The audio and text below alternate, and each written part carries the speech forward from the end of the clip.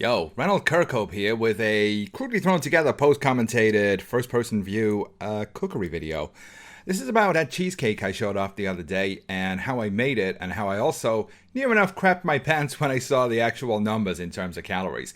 So, what we start with is some strawberries macerating in stevia, and while that's happening, we have also off-screen made some of those Oreo cookies made by Rahul Kamat, which were supposedly 4 calories per pair of cookies when he made them, although I used a slightly different cookie powder, so it's more like 15.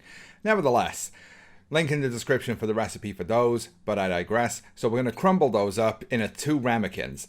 Now, fun fact, when I was originally doing this recipe, this was per ramekin, not split across 2. And then, as I say, I ran the numbers, had a horrible scare with the amount of calories in a single ramekin when I put it all in a 1, and decided from now on I was going to split it into 2.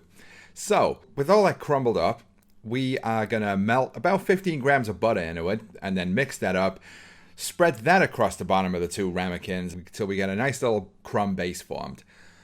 Then we're going to take about 60 grams of the cheapest and nastiest cream cheese you can find. Get the blandest available, and add a teaspoon of stevia to that, and leave that to sit for a little while until it reaches sort of closer to room temperature, and it'll be easier to stir, trust me.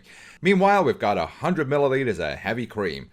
We add a teaspoon of stevia to that, whisk the absolute bejesus out of that, and then with the cream cheese ready, we mix all the stevia up into that, and you'll find it's now much easier to stir because you left it sitting for a little while. Now you want the cream whipped up to the point it refuses to fall off the whisk, at which point you can then just lift the whisk out of the cream, spin it for like a second, and it'll all come off straight into your container. Make sure your container's got high walls though, or else it'll just go all over you.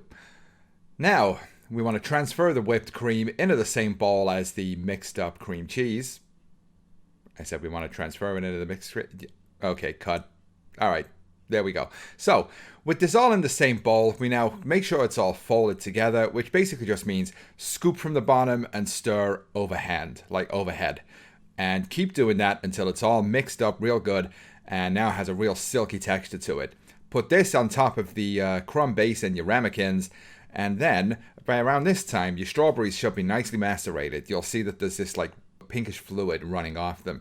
So move those into a blender, blend the hell out of that, and once you're fairly satisfied with how it's liquefied, add a tiny amount of xanthan gum, like not even a quarter teaspoon, and then blend it some more, because this is going to do wonders for the texture. Now, with all of that mixed up, put all that on top of your cream cheese and whipped cream mix, and then, once you're satisfied with how it's spread on top, you throw them into your refrigerator. And there we go. So, why is it that I'm now splitting this recipe in half? Well, yeah, so let's just say this is a recipe that would have made Nigella Lawson blush. To say I'm supposed to be on a keto weight loss diet, this was a little counterproductive to that end. So, there was about 467 calories in the whipped cream, 133 calories in the cream cheese, 15 calories in the cookies, 41 in the strawberries, I know, negligible. And in this version of the recipe you just saw, there was 107 calories in the butter. This amounts to 763 calories total, split over 2 ramekins. But when I made this the other day, I went a bit overboard with the cookie base, not quite knowing what I was doing, and used 50 grams of butter.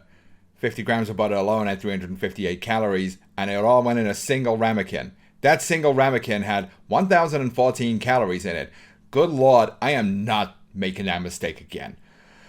763 over 2 is about 381 and a half, so 382 calories per ramekin if we're being generous and rounding up. Much better.